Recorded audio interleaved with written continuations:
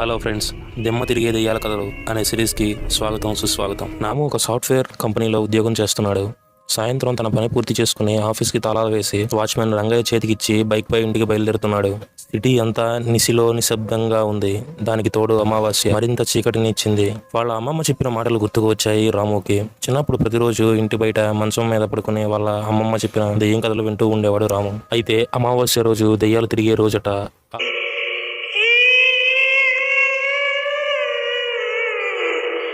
ఆ రోజు దెయ్యాలకు చాలా శక్తులు వస్తాయని వాళ్ళ అమ్మమ్మ చెబుతూ ఉండేది. అవసరమైతే అది మనిషి రూపంలో కూడా వస్తాయని వాళ్ళ బామ్మ చెప్పిన మాటలు గుర్తుకు వచ్చాయి రాముకి. అవన్నీ గుర్తుకు రాగానే రాముకి ఎంతో భయం స్టార్ట్ అయిపోయింది. కానీ కొద్దిగా ధైర్యం తెచ్చుకుని తన బండిపై అలా వెళ్తూ ఉన్నాడు. అలా కొద్ది దూరం వెళ్లేసరికి సిటీ పొలిమేర వచ్చింది. ఆ సిటీ అనేది సముద్ర తీరానికి ఆనుకుని ఉంటుంది.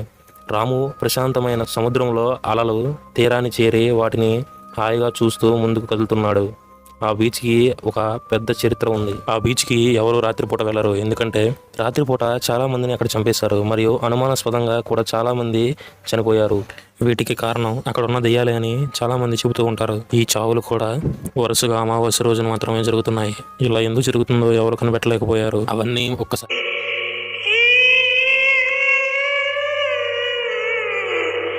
సరిగా రాముకి ఫ్లాష్ అవుతున్నాయి. ఇక రాముకి భయం స్టార్ట్ అయింది. అలా కొంచెం భయంతోనే రోడ్డుపై నెమ్మదిగా వెళ్తున్నాడు రాము. ఒక్కసారిగా తన ఎదురుగా కొంచెం దూరంలో రోడ్డుపై ఎవరో ఒక వ్యక్తి కూర్చున్నట్టుగా కనబడుతుంది. గుండె ఒక్కసారిగా చెల్లుమంది. హార్ట్ బీట్ వేగంగా పెరుగుతుంది. లోపల భయం గూడు కట్టుకున్న బయట ధైర్యంగా బండి డ్రైవ్ చేస్తున్నాడు రాము. ఇంతలో తనకు కనబడిన ఆ రూపం సడన్ గా మాయమైంది. అసలు ఏం జరుగుతుందో రాముకు అర్థం కావట్లేదు. అలా బీచ్ వంక చూస్తాడు. ఒక్కసారిగా తన గుండెలు ఎదురుతాయి. ఒక తెల్లని చీర కట్టుకున్న అమ్మాయి అలా గాలిలో దూరంగా బీచ్లో ఎగురుతూ కనిపిస్తుంది. అది చూస్తున్న రాముకి ఒక్కసారిగా తన బామ్మ చెప్పిన విషయాలన్నీ గుర్తుకొచ్చాయి. రాము వెంటనే భయంతో బైక్ని మరింత స్పీడ్గా నడుపుతున్నాడు. ఈ రోజు ఈ దెయ్యాలని దాటుకుని నేను అసలు ఇంటికి వెళ్తానో లేదో అనుకుని ముందుకు వచ్చే యూటర్న్ని చూసుకోలేదు. రోడ్డు మీద యూటర్న్ సడన్ గా బ్రేక్ వేశాడు. బండి లోయలో పడిపోయింది. రాము ఎగిరి అక్కడే పక్కన ఉన్న ఒక షిప్లో పడ్డాడు. తనకు చిన్న చిన్న గాయాలయ్యాయి. సమయం చూస్తే సరిగ్గా 12 గంటలు అవుతుంది. బైక్ ఏమో లోయలో పడిపోయింది. ఇప్పటికే అది నుజ్జు అయిపోయి ఉంటుంది. టైం చూస్తే అర్ధరాత్రి 12 గంటలు అయింది. తనలోని భయం మరింతగా పెరుగుతుంది. బీచ్లో ఎవ్వరు కూడా కనబడట్లేదు. ఆ రోడ్డు యూటర్న్ తిరిగిన తర్వాత శ్మశానం ఒకటి వస్తుంది. అడవి చాలా ప్రశాంతంగా ఉంది. రోడ్డు రెండు వైపులా శ్మశానం వ్యాపించి ఉంది. తన రోడ్డు మీద నడుస్తూ వెళ్తుంటే అడవిలో చాలా దూరంగా శ్మశానంలో కుక్కలు మరియు నక్కలు అత్యంత భయంకరంగా, మనిషికి భయం కలిగించేంత భయంకరంగా అరుస్తున్నాయి. రాముకు చూస్తే భయం వేస్తుంది. అక్కడ వాతావరణంలో మార్పులు జరుగుతున్నాయి. అత్యంత భయంకరంగా వాతావరణం మారుతుంది. రాము తన ఇంటికి చేరాలంటే ఇంకా 10 కిలోమీటర్ల దూరం ఉంది. అలా నెమ్మదిగా భయంగానే నడుస్తున్నాడు రాము. ఈ సమయంలో ఎవరైనా లిఫ్ట్ ఇస్తే బాగుండని రాము అనుకుంటున్నాడు. కానీ ఎవ్వరూ అక్కడికి రావడం లేదు. అలా భయంగానే రాము నడుస్తూ ఉన్నాడు. అకస్మాత్తుగా తన ముందు నుండి వేగంగా ఒక మనిషి వెళ్ళినట్టుగా అనిపించింది. ఆ రూపం యొక్క వాసన మరియు గాలి కూడా తెలుస్తుంది తనకి. రాముకి మరింత భయం వేస్తుంది. అసలు తన ముందు నుంచి వెళ్ళిన ఆకారం ఏమై ఉంటుందా అని ఆ ఆకారం వైపు చూస్తాడు. అక్కడ ఏమీ కనపడదు. అక్కడ ఒక కుక్క కనబడుతుంది. ఓహ్, కుక్కేనా అని లైట్ తీసుకుంటాడు రాము. అంతలో వెనక నుంచి ఎవరో తన భుజం మీద చేయి వేస్తారు. రాముకి ఒక్కసారిగా గుండె ఆగిపోయినంత పని అయింది. అక్కడ నుండి పారిపోదాం అనుకుంటాడు. కానీ అది వెంబడిస్తుందేమో అని మళ్ళీ తనకు భయం వేస్తుంది. కొంచెం ధైర్యం తెచ్చుకుని వెనక తిరిగి చూస్తాడు.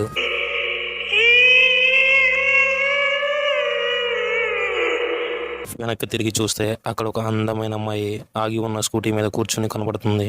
ఆ అమ్మాయిని చూసి ఒక్కసారిగా షాక్ అవుతాడు. మళ్ళీ మనసులో అనుమానాస్పదంగా వాళ్ళ బామ్మ చెప్పినట్టుగా దెయ్యమే ఇలా అమ్మాయిలా వచ్చిందా అని అనుమానపడతాడు. దానికి తోడు ఆ అమ్మాయి కూడా అందమైన తెల్లని పంజాబీ డ్రెస్సులో దగదగా మెరిసిపోతూ కనిపిస్తుంది. ముఖానికి అడ్డంగా స్కార్ఫ్ కట్టుకుని ఉంది. ఆ అమ్మాయి యొక్క జుట్టు గాలికి ఊగుతూ కనబడుతుంది. ఆ అమ్మాయి వాళ్ళకం చూసి నిజంగానే దెయ్యమే వచ్చిందా అనుకుంటున్నాడు రాము. రాము అలా అనుమానపడుతూనే ఎవరు నువ్వు అని అడుగుతాడు. నేనెవరైతే నీకెందుకు, ఈ టైంలో నువ్వు ఇక్కడేం చేస్తున్నావు శ్మశానంలో అని అడుగుతుంది ఆ అమ్మాయి. నా బైక్ రిపేర్ అయిందండి, అందుకే నడుచుకుంటూ వెళ్తున్నాను అని చెప్తాడు రాము. చూస్తుంటే మంచి ప్రొఫెషనల్ డ్రెస్లో సాఫ్ట్వేర్ ఎంప్లాయ్ లాగా కనిపిస్తున్నావు. బైక్ రిపేర్ అయితే మరో ఆటోనో లేదా బస్సో ఎక్కి వెళ్ళాలి, కానీ ఇలా నడుచుకుంటూ వెళ్తారా అని అడిగింది. అదేం కాదండి, సగం దూరం వచ్చాక బైక్ ట్రబుల్ ఇచ్చింది. సరే, మీరు ఎక్కడికి వెళ్ళాలో చెప్పండి, నేను లిఫ్ట్ ఇస్తాను. రాము చాలా సంతోషంగా థ్యాంక్స్ అండి అంటూ ఆ అమ్మాయి యొక్క స్కూటీ ఎక్కబోయి వెంటనే మళ్ళీ ఆగుతాడు. ఆ అమ్మాయి అడుగుతుంది, ఏమైంది ఆగిపోయారు రాము, మీకు పెళ్ళైందా అని అడుగుతాడు రాము. అమ్మాయి, వాట్ డూ యూ మీన్ రాము అంటే, మీరు నన్ను ఏం చేయరు కదా, మిమ్మల్ని నమ్మొచ్చా అంటాడు రాము. అప్పుడు ఆ అమ్మాయికి నవ్వు వస్తుంది. కానీ ఆపుకుని బయటికి గంభీరంగా, అంటే మీ ఉద్దేశం ఏంటి, నేనేమైనా క్రిమినల్ లా కనబడుతున్నానా, అయినా మీరు అసలు అబ్బాయేనా ఇలా భయపడుతున్నారు? ఒక అమ్మాయి వచ్చి హెల్ప్ చేస్తాను అని అర్ధరాత్రి వేళ ఏ భయం లేకుండా వచ్చి లిఫ్ట్ ఇస్తుంటే లిఫ్ట్ తీసుకోవాలంటే ఇన్ని అనుమానాలు కలుగుతున్నాయి. మీరు చాలా పిరికివారులా కనబడుతున్నారు అని అంది అమ్మాయి. రాము చచ్చా అదేం లేదు, ఊరికే అడిగాను అంతే అని అంటాడు. అమ్మాయి ఓకే సరే ఎక్కండి. రాము ఒక్క నిమిషం ఆగండి, మీరు ఎవరైనా సరే నాకు మాత్రం ఒక్క నిజం చెప్పండి. అమ్మాయి సరే అడగండి రాము అని అంటుంది. రాము ఆశ్చర్యంగా చూస్తాడు. నా పేరు మీకెలా తెలుసు అని అడుగుతాడు. అమ్మాయి నాకు నీ బయోడేటా మొత్తం తెలుసు.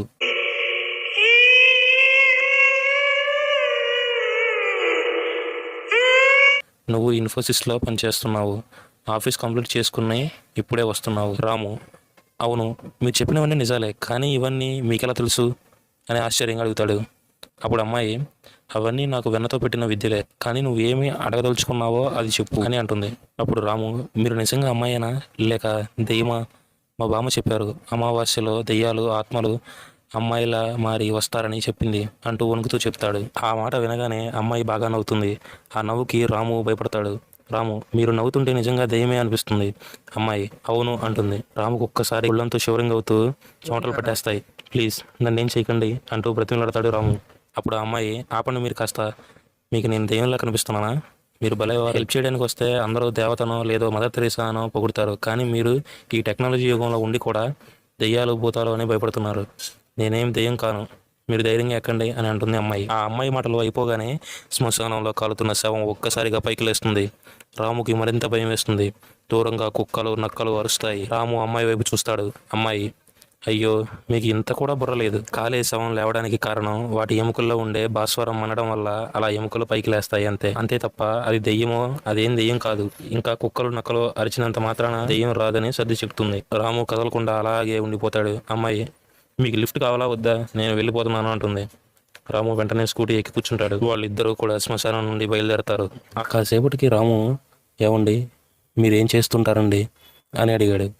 అమ్మాయి శ్మశానంలో శవాలను పీక్కు తింటానని సీరియస్గా చెప్పింది. అసలే రాముకి భయం ఎక్కువ. ఒక్కసారిగా రాముకి ఆ మాట వినగానే ఏంట్రా బాబు ఇది శవాలంటుంది, కొంప తీసి నన్ను కానీ పీక్కుతుంది కదా అని మనసులో అనుకుంటాడు. రాము మన మధ్య ఈ అర్ధరాత్రి జోకులు అవసరమా మేడం, దయచేసి నిజం చెప్పండి అని అంటాడు. అమ్మాయి ఎందుకు నిజం చెప్పాలి, అప్పుడు నన్ను ప్రతిరోజు ఫాలో అవడానికా అని అంటుంది. అప్పుడు రాము దెయ్యాలకు ఫాలోయింగ్ కూడా ఉంటుందా అని మెల్లగా గొనుగుతాడు.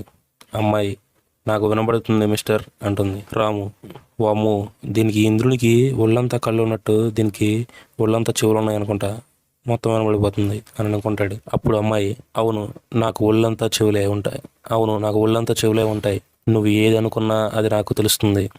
ఈరోజు అమావాస్య, మాకు చాలా మంత్రశక్తులు లభిస్తాయి అంటూ రాముని భయపడుతుంది. అప్పుడు రాము అమ్మో శక్తుల, ఏంటి దేవుడా నన్ను ఇలా ఇరికిచ్చావు అని తనలో తానే అనుకుంటాడు. అప్పుడు మళ్ళీ అమ్మాయి ఈ రోజు నుంచి నిన్ను నా నుండి ఎవ్వరూ కాపాడలేరు, ఆ దేవుడు సైతం ఒక్క నేను తప్ప అని అంటుంది. రాము ప్లీజ్ మీరు చెప్పేది నాకేం అర్థం కావట్లేదు మేడం అని అంటాడు. అప్పుడు అమ్మాయి సరే అయితే విను, నేను మీ ఆఫీస్ నుండి 10 కిలోమీటర్ల తర్వాత ఉన్న ఆరిజిన్ ఆర్గనైజేషన్లో పనిచేస్తాను. మాది కూడా మీ సిటీయే, గాంధీనగర్ కాలనీలోనే ఉంటాం. కానీ నువ్వు ఎక్కడా కనపడలేదు నిన్ను తిందామంటే. రాము వామ్ము తినడం ఏంట్రా బాబు, వామ్ము దీని మాటలు ఏంటంటే ఇది నిజమే అనిపిస్తుంది, తినడం ఏంట్రా బాబు, నేనేమో చికెనా మటనా, అర్జెంట్ ఎలాగోలా తప్పించుకోవాలని అనుకుంటాడు. అమ్మాయి అప్పుడు అన్నీ చెప్పిన తర్వాత హే అడిగేది నిన్నే, మాట్లాడవేంటి అట్లా సైలెంట్గా ఉంటావేంటి అని అంటుంది. రాము తలబడుతూ చెప్పండి మేడం అంటాడు. అమ్మాయి నీ గ్రాడ్యుయేషన్ ఏంటి? రాము నేను న్యూఢిల్లీలో MBA చేశాను మేడం అంటాడు. అప్పుడు అమ్మాయి ఓ అదే సంగతి, ఓకే. ఇంతలో రాము వాళ్ళ ఇల్లు వస్తుంది. స్కూటీ ఆగుతుంది. రాము బండి దిగి థ్యాంక్స్ చెప్పి ఇంట్లోకి వెళ్ళిపోతూ ఉంటాడు. అప్పుడు అమ్మాయి ఓయ్ ఉత్తి థ్యాంక్సేనా, నువ్వే మనిషివయ్యా అని అంటుంది. ఇంకేం అడుగుతుందిరా నాయన అని అనుకుంటాడు రాము. ఏం కావాలి మేడం చెప్పండి అని అడుగుతాడు రాము అమ్మాయిని భయంగా. అప్పుడు అమ్మాయి ఏం వద్దులే కానీ ముందు వెళ్ళి తిని పడుకో, ఇంకొకసారి శ్మశానంలో కనబడితే మా ఫ్యామిలీ ప్యాక్ బిర్యానీ అవుతావు జాగ్రత్త అంటూ స్కూటీ తిప్పి వెళ్ళిపోతుంది. రాము తన ఇంటికి వెళ్తూ ఉండగా వెనక్కి తిరిగి చూస్తే అక్కడ రోడ్డు పైన ఓన్లీ స్కూటీ మాత్రం వెళ్తున్నట్టుగా కనబడుతుంది.